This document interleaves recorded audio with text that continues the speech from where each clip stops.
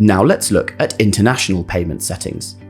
You should only have destination countries active for international payments that you need to make regularly. Fraudsters attempt to send money to other countries to make it harder to recover, and restricting the countries you can pay to can help protect against this. To manage your destination countries, click Administration, then Manage Payment Preferences.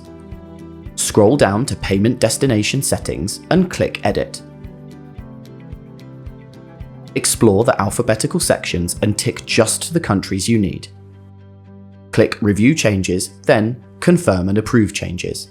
You'll then need to approve this with your smart card. If you need to make an ad hoc payment to a new country, you can always add it, make the payment, and then remove the country after approval using the same steps. Staying vigilant and educated on fraud and scam trends is your first line of defense. We have resources to help you and your team on our Security Center. Here, you can sign up for free security webinars and find information and guidance from the National Cybersecurity Center. You can also start a chat with Cora in Bankline for security help at any time. Make sure your colleagues know what to look out for and work as a team to stay safe. Visit natwest.com/business/security to find out more.